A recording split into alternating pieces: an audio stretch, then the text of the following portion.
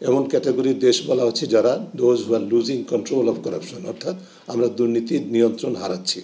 পুরো দিক থেকে যেটা বললাম, পুরো দিক থেকে আমাদের অবস্থান 151 স্কোর করে, এবং নিচের দিক থেকে 14তম নিচের দিক থেকে, এবং এটা গতবারের তুলনায় 2 স্টেপ নিচে নেমে গেছি আমরা, অর্থাৎ 151তম দেশ আমরা 180দের মধ্যে, গতবার ছিলাম আমরা 149তম। তো 2024-এর মূল ফ্যাক্ট হচ্ছে যে 180টা দেশ বা টেরিটরি এর মধ্যে অন্তর্ভুক্ত হয়েছে, এবং এই সূচকের স্কোর হচ্ছে 0 থেকে 100। 0 হচ্ছে সবচেয়ে বেশি দুর্নীতির কারণে ক্ষতিগ্রস্ত বা বিপর্যস্ত, আর 100 হচ্ছে সবচেয়ে ক্লিন, অর্থাৎ সবচেয়ে কম দুর্নীতিগ্রস্ত। আর গড় স্কোর হচ্ছে 43 এই সূচকে। এটা পরিমাপের সময় বা র্যাঙ্কিং বা স্কোরিংয়ের সময় এই বিষয়গুলোকে বিবেচনায় নিতে হয়। বৈশ্বিকভাবে রেজাল্ট হচ্ছে যে 90টি হাইয়েস্ট স্কোর হচ্ছে 100-র মধ্যে 90 হাই স্কোর, এবং সেটি পেয়েছে ডেনমার্ক। পরে আরও বিস্তারিত বলছি। লোয়েস্ট স্কোর হচ্ছে সর্বনিম্ন হচ্ছে 8, যেটি পেয়েছে সাউথ সুদান।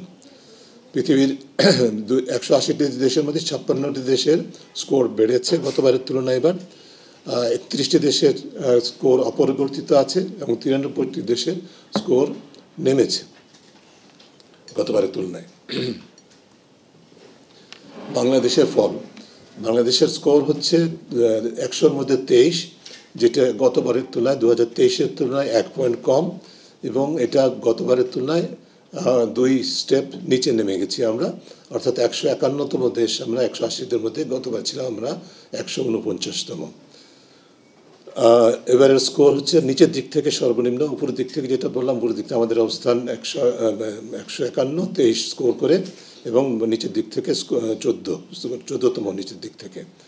বাংলাদেশ হচ্ছে দক্ষিণ এশিয়াতে দ্বিতীয় সর্বনিম্ন, আফগানিস্তানের পরেই বাংলাদেশ সর্বনিম্ন, আফগানিস্তান দক্ষিণ এশিয়ার দেশগুলোর মধ্যে, এবং এশিয়া প্যাসিফিকের 35টা দেশের মধ্যে বাংলাদেশের অবস্থান 5ম নিচের দিক থেকে, অর্থাৎ অত্যন্ত বিব্রতকর।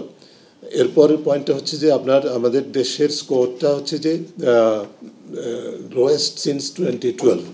2012 থেকে, যখন থেকে সূচকের বর্তমান যে পরিমাপকটি বা বর্তমান যে স্কোরিং সিস্টেমটা চালু করা হয়েছে, 2012 থেকে বাংলাদেশের স্কোর সর্বনিম্ন, আমাদের নিজেদের স্কোরে সর্বনিম্ন, এবং আমরা এই কারণে আমাদের দেশকে ট্রান্সপারেন্সি ইন্টারন্যাশনাল যে বিশ্লেষণ, সেই অনুযায়ী এমন ক্যাটাগরির দেশ বলা হচ্ছে যারা those who R losing control of corruption, অর্থাৎ আমরা দুর্নীতির নিয়ন্ত্রণ হারাচ্ছি। এটি উল্লেখযোগ্য একটা বিশ্লেষণ।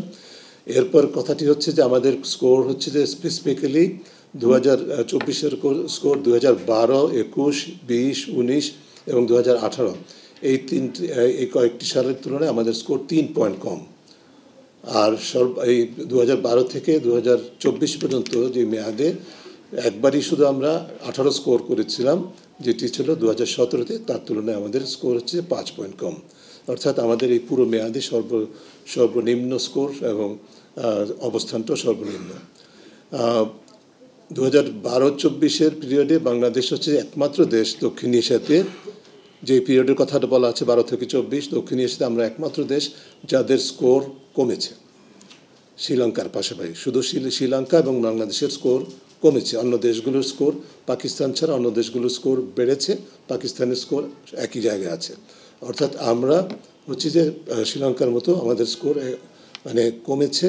এবং দুটি দেশই আপনারা খেয়াল করবেন যে আমাদের দুটি দেশই স্বৈরতন্ত্র বা কর্তৃত্ববাদের রাজত্ব ছিল, যেই মেয়াদের কথা বলা হচ্ছে, মোটামুটি সেই মেয়াদে।